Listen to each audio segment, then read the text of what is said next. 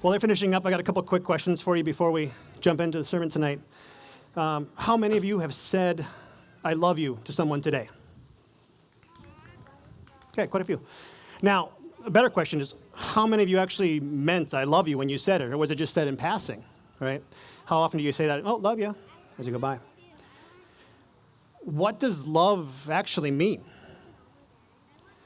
To steal a trick from Greg Carr last week, I looked up in Webster's dictionary what love means, and it means that there's no score yet. So like love 15, love 30, there's no score in tennis. That's what love means. Just kidding. There's actually quite a few definitions in Webster's dictionary when you look it up. We'll get into more of that later. My name is Jamie Ressler. I'd like to say I'm some magical member of Surprise Church, but I'm not. I attend Surprise Church. And then you ask, well, what are you up there for? Why are you talking to us tonight? And honestly, it's because I got suckered into it. And I didn't say no. I do volunteer quite a bit for Surprise. I helped out with the Faces of Easter. And so they said, well, he can be on stage, and he didn't, throw up. So that worked out well, so we'll bring him back for some more. What really spurred me to be up here tonight was growing up, we always went to church as kids, every Sunday. Grew up Catholic, and then later on in life went to Lutheran churches. And the things I liked about church that spoke to me was the routine of it. Catholic church, you do this, you do this, you do this, you hit your gospel, you sing your song, you do your homily. All right, we're going to go through and do communion, and we do this, and we're done. I could hit by certain points of the service, I knew how much longer we had to go. And so that's what I was looking forward to. Okay, we're here, we're going home in 15 minutes, perfect. I always thought that you did the sit down, stand up, kneel, just to stay awake. As a kid, that's what it worked for. As I got older and I started learning more, I went to Lutheran church, obviously very similar to Catholic, half the guilt. It was a little less structured. It wasn't, you have to follow the book through this way. The nice thing that the church that we went to, is they had pamphlets, and it showed you every step along the way. We're singing this song, we're doing this prayer, we're singing this song, here's the gospel, and then they have their sermon that they put together, and so you know exactly where you're at, and that was really cool to me. But as I got older and I started listening to the sermons, there were definitely sermons I listened to that were just going through the motions. And there were some that were really, really good. And when people have asked me why I'm at Surprise Church now, one of the biggest things I can say is that when I listen to the sermons now, I feel moved. Every sermon on every week is passionate. And that drew me in. And so when I was asked, can you do a sermon, I wanted to see if I could. Can I give something like that with passion? Can I talk with passion about this same great word? And I'm not, of all the guest sermons we've had, John Pope, Sarah Schwartz, Clay Roberts, Greg Carr, Michelle Whitty next week, they're all better than me. They all know more than I do about the Bible. They're all more passionate than I am. So no expectations from me, but I'm still going to give them my best try. So my parents said, go for it. My wife and kids said, do you have to? I said, okay, go for it. So I got their approval. That's cool. So a few goals tonight. I hope that you guys take away something from the sermon, because that means you're listening. I hope it's somewhat entertaining. And then for my mom, I hope I talk slower than I normally do. That's what she always asks for. We are in our 8th week of our Soul Food series, so we're over halfway there. And again, this series is all about looking at key verses that we think are important enough to memorize. So when you take that in consideration, I should have picked the shortest verse possible, but I didn't. But I didn't take the longest. But I took something that really spoke to me, something that I said, when I look and think about religion, what's important to me? What do I think, when I talk to other people about religion, what I think it is, what speaks to me, what says the most? And this one definitely does. Today we're looking at John 15, 12, verses 12 to 17. My command is this: love each other as I have loved you. Greater love has no one than this, to lay down one's life for one's friends. You are my friends if you do what I command. I no longer call you servants, because a servant does not know his master's business. Instead, I have called you friends, for everything that I learned from my Father I have made known to you. You did not choose me, but I chose you and appointed you so that you might go and bear fruit that will last. And so that whatever you ask in my name, the Father will give you. That is my command. Love each other. Powerful words. It's interesting when you go back through the Bible and you look at some of these verses about how words have changed over time. In this verse alone, I think they use the word command 3 or 4 different times. I don't know how many parents out there have ever commanded their child to do something, but it probably doesn't go well. What goes worse is if I command my wife to make me dinner or to do the laundry. It doesn't go well at all.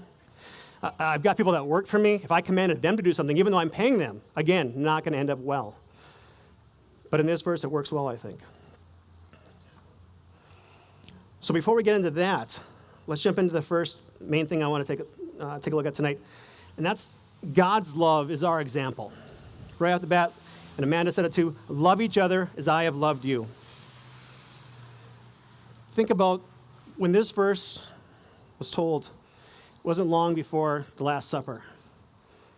And Jesus is saying this, love each other as I have loved you. And Jesus loved those disciples, but he knew that they were about to betray him, abandon him, deny him, but yet he still loved them. That's our example. Can we take that forward into our own life? Can we love people that are going to betray us, that we know are going to betray us, that are going to ignore you, abandon you? It's really tough for us to do, but Jesus could do it, and his love is our example. And so just like things that I try to do at home or at work, if I can't do it, I don't want anyone else to do it. So Jesus said, if I can't do this, and you shouldn't be expected to either, but I can do this. And so this is your example. Something that I think I struggle with, and I know a lot of us struggle with, is that we take things for granted. And especially what I take for granted is that everything I have, whether it's my wife and my kids, family, my friends, my house, my cars, my job, my health, all of that was given to me as a gift by the grace of God, all of it. Now you might say, no, Jamie, that's not true because you had to develop that relationship with your wife. You had to, spur conversation and build up friendships with people and develop those over time.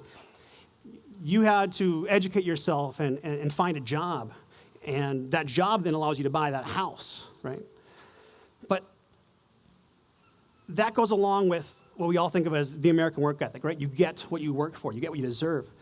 But every one of us here knows someone that's not true for. Every one of us here knows someone that has tons of things that they didn't work a bit for. They got them from nothing. Every one of us was given everything we have as a gift from God. Whether it's the air we breathe, the energy to work, the ability to create, to build, to calculate. And we need these gifts to start. Otherwise, nothing would matter how hard we worked. The cool part about that is the gifts are not owed to us, and none of us are born with a debt.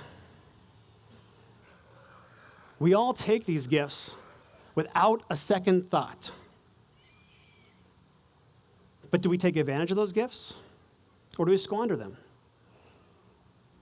If you're taking advantage of those gifts, are you thanking God? Let's jump into the meat of this sermon, or this verse, and that's love is not optional, and it's what I love about this verse, and it's why I wanted to choose it. When you look at this and the wording of it, it's referred to as the 11th commandment. I command you to love everyone. And most of us already accept 10 commandments, but if you don't like memorizing the verses so far this summer, this is a great one for you because this is almost like the Cliff's Notes version of the commandments, right? Because if you love everyone, you don't have to worry as much about the other commandments. If you love everyone, you're not going to steal. You're not going to kill. You're going to honor your father and your mother. But love is complicated.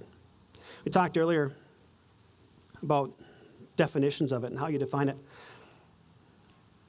I went to high school down in Iowa. My 11th grade year, I had AP History as my favorite teacher of all time, Mr. Jerry Becker. And Mr. Becker pushed us. In this AP History class, he assigned, 15, 20 pages to read and go through and learn from. And then we come back to class, and you'd expect that you're going to go through those same pages you just learned from. Nope. He had culled his own notes from other sources, and he lectured on those notes then during class. And we pushed him on one time, well, why are we reading all this stuff here, and then you're giving us something completely different? He goes, well, why would I just recite back to you what you already know? Doesn't make any sense.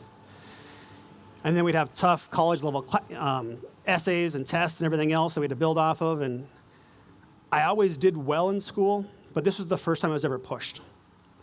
And I think it was about 3 weeks into class, and I went to him, tears in my eyes, and I said, yeah, I'm dropping your class. I'm done. And he's like, why? I just can't handle it. He goes, you're doing great. I go, I know, but I can't handle the work. He goes, can you not handle the work? Or, you just don't want to, or you don't know how to. And we talked through it, and I stayed in class. It was the best decision I ever made, because not only did I learn how to learn better, but we went through tough subjects like this, like how complicated love is. One of our days in class when we were going through notes, he asked us to start trying to define certain words. And the word we finished on was love. And we had 15, 16 students in class, and we all went around trying to define love, and 15, 16 different answers, and I don't think today any of them were right. And that's because there are different types of love too.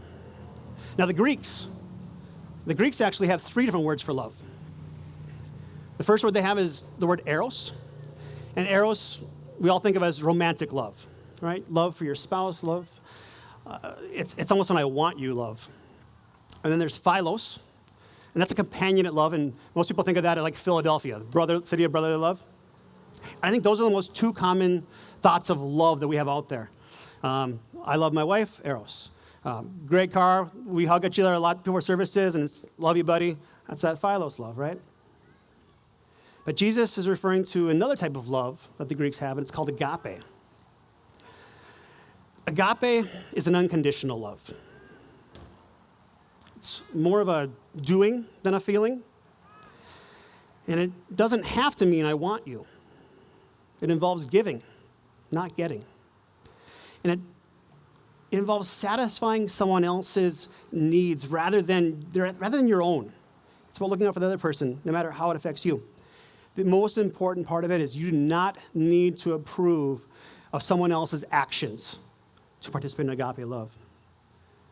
So whether you approve of what that person is doing, you can still love that person. And that's a tough, tough thing for any of us to do. When I look out at social media, Facebook, and I see the things that people write to each other out there, our first instinct so often when we read something is to show why someone's wrong or putting them down, rather than thinking that this person might need some love. A lot of us has probably lost friends due to things that have been said online, that we've said just even without thoughts or consequences.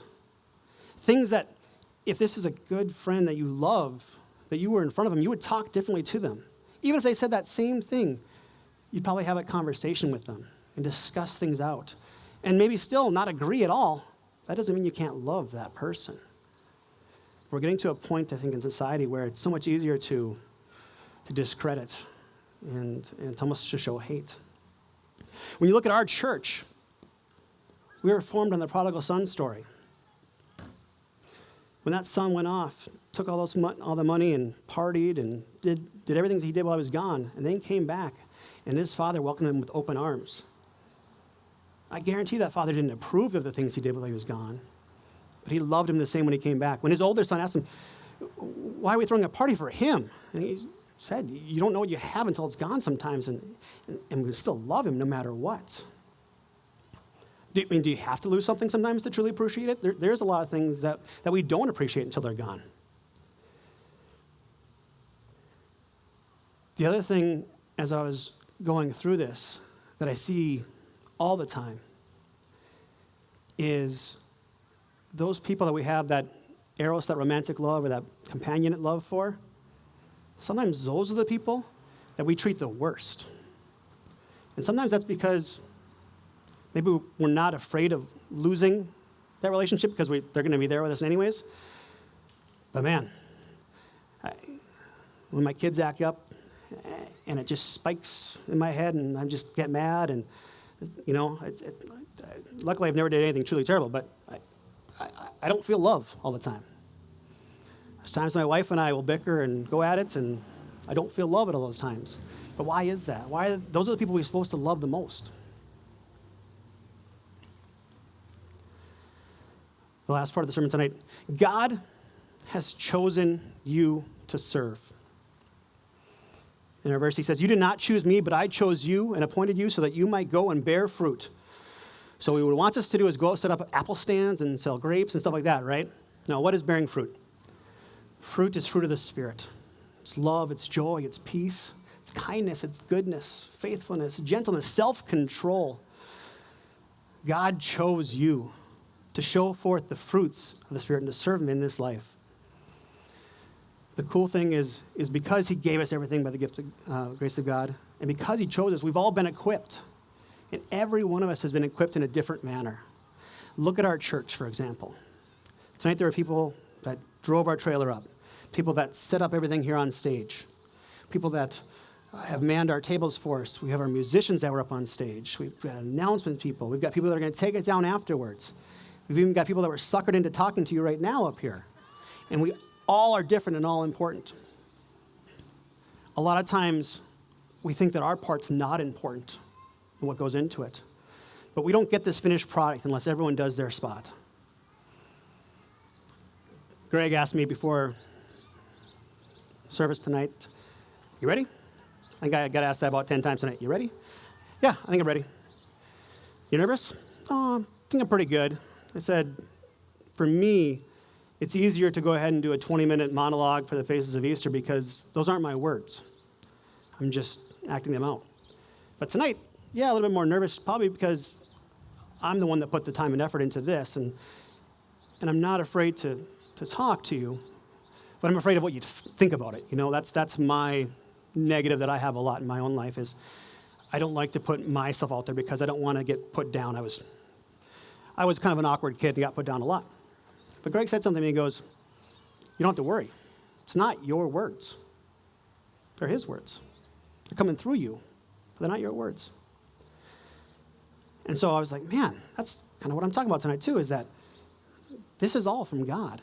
And I was just chosen to be up here tonight to talk to you.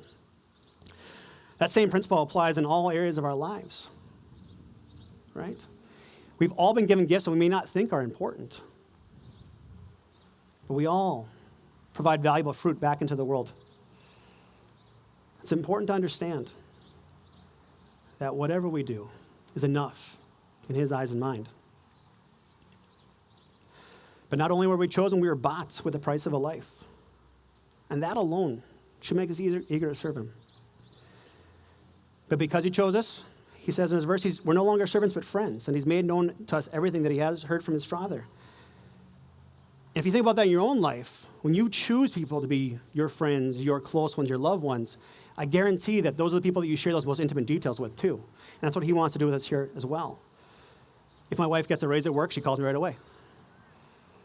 When I have my next health injury or injury that I injure myself or health thing that comes up, I call her right away. And Jesus now includes us in his group as well, that he's going to share us those most intimate details. As I invite the band back up on stage, the thing Jesus talks about here as well, though, is friendship is based on obedience. His friendship. You are my friends if you do whatever I command you. So even though he chose us, and he says we're his friends, we're no longer servants, we're still not equals with Jesus. He will love, he will forgive us. But to stay his friend, you must follow through on his command. Love one another.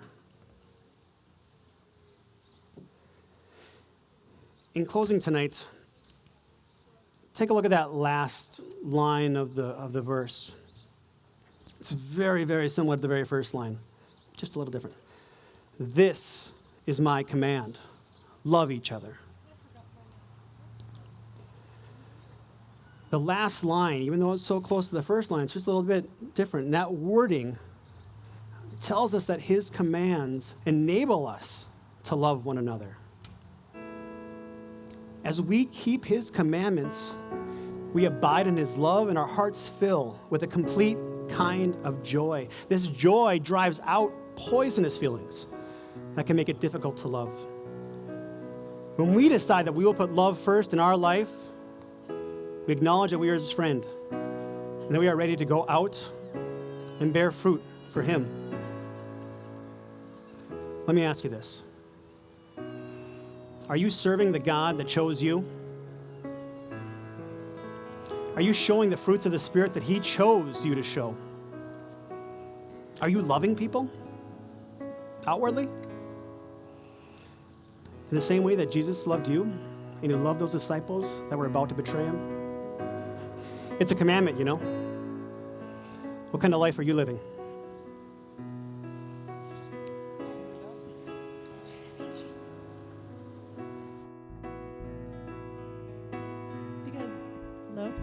You guys want to go ahead and stand?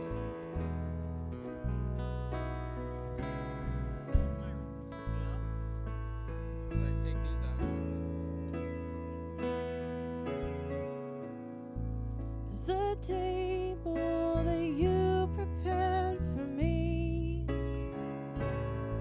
in the presence of my enemies. It's your body and your blood you shed for me. This is how I fight my battles. We're gonna sing that again. There's a table that you prepared for me in the presence of my enemies. It's your body and your blood you shed for me. This is how I fight my battles. And I believe you've overcome, and I will lift my song of praise for all you've done. This is how I fight my battles. This is how I fight my battles. This is how I fight my battles.